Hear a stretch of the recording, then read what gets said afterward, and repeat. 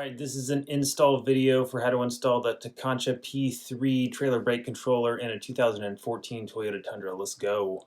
Here's everything you're going to need. This is the Tekonsha P3 trailer brake controller. This is a wiring harness that'll connect the controller to the Tundra. And then this is a replacement dash trim piece that I got from ESP Truck Accessories. It's made to fit the P3 controller right here, and just factory replaces the trim piece. So it's a nice clean look. It keeps it out of the way of your knee, and it also keeps this brake controller from becoming a projectile if that airbag goes off down by the driver's side right knee. It's a pretty tight fit getting the P3 to mount through this trim piece, and I found it helps if you take a razor blade and cut off the clip that's on the back of this controller. I've already cut mine off, so it's kind of hard to tell what I'm talking about, but you'll see what I mean as soon as you push it in there.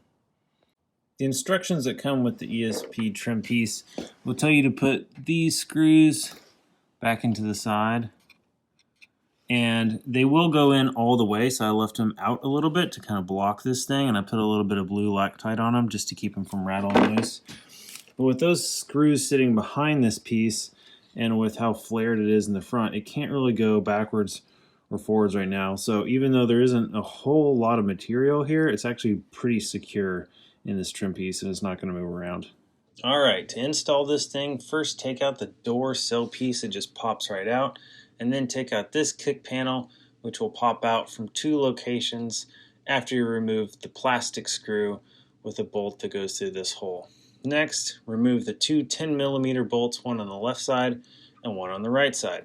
This will allow you to pop out this trim piece on the left, and then you can also pop it out on the right. This allows you to access the trim piece up above it, which will just pop right out. Here's a shot of both of those trim pieces together. It's basically an exact fit. Behind that trim piece there will be two wires. One you're going to unplug from your traction control button, and the other one, for me, there was nothing plugged into it. My guess is that if you had a factory trailer brake controller, it would plug into this wiring harness. Next, you're going to route your wiring harness. I started down below and then snuck it up into the dash and then underneath the steering column. You'll bring this over and around into the panel you just removed, plug it into the back of the P3, and also reconnect your traction control switch.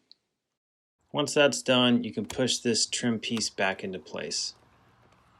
Like I said, I routed my wiring harness underneath the steering column.